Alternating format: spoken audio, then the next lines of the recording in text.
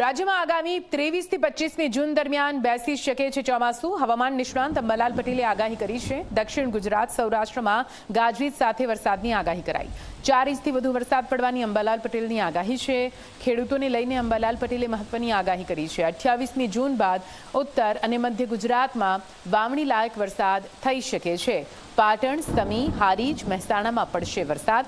સાથે સાબરકાંઠા, અરવલ્લી, ગાંધીનગરમાં પણ વરસાદ થશે.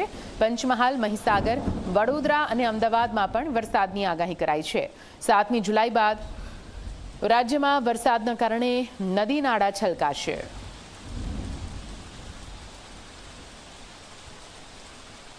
બાવીસથી જે વરસાદ થાય એ ચોમાસું વરસાદ ગણવાની શક્યતા રહેશે.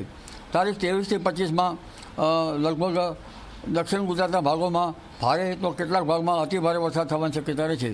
મુંબઈ, મહારાષ્ટ્રના ભાગોમાં ભારે વરસાદ થવાની શક્યતા રહેશે.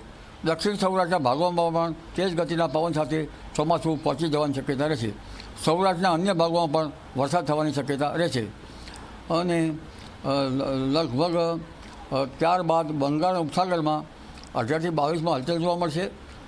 અને 28 જૂનથી બંગાળ ઉપસાગર સક્રિય થાય, જેના ભેજના લીધે મધ્યપ્રદેશના ભાગો સુધીમાં, પૂર્વ મધ્યપ્રદેશના ભાગો સુધીમાં તેનું વહન આવવાની શક્યતા રહેશે. તેના લીધે ઉત્તર ગુજરાતના ભાગોમાં વરસાદ થવાની શક્યતા રહેશે. પાટણ, સમી, હારીજના ભાગો, સાબરકાંઠા, હિંમતનગરના ભાગો અને અરવલ્લીના ભાગોમાં પણ વરસાદ થવાની શક્યતા રહેશે.